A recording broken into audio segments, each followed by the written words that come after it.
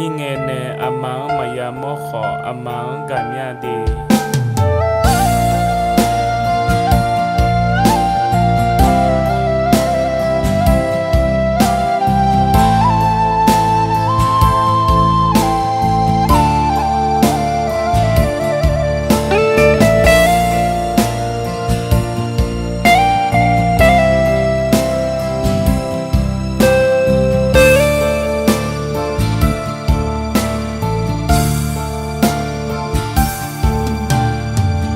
nghe nè li chia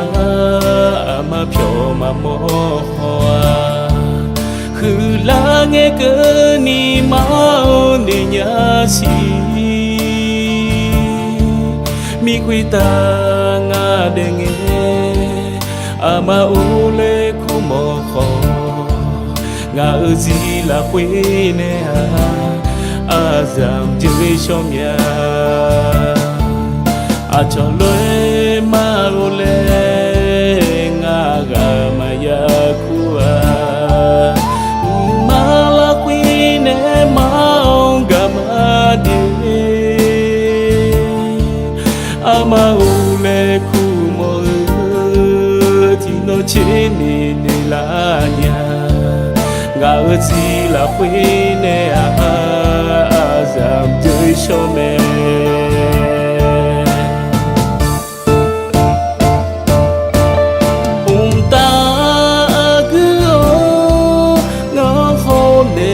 chế nó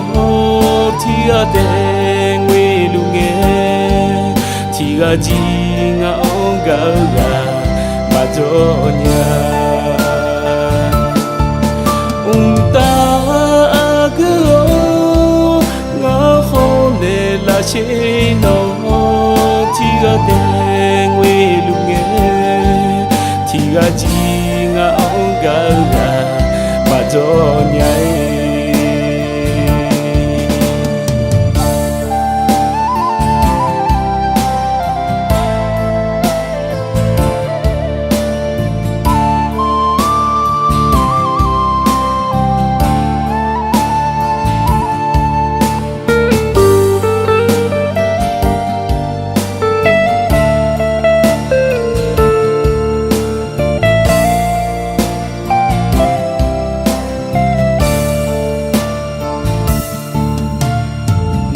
sao người lu nghe mà ông yo la nhà hơ gì mà ya mo có cả gì mo chữ nhà phải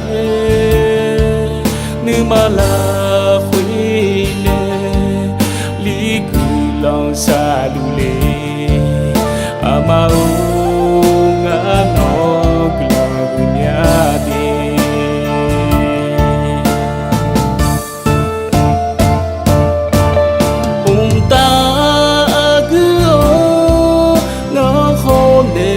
chế nó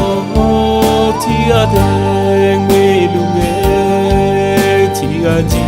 ngao gà mà cho nhà ta cứ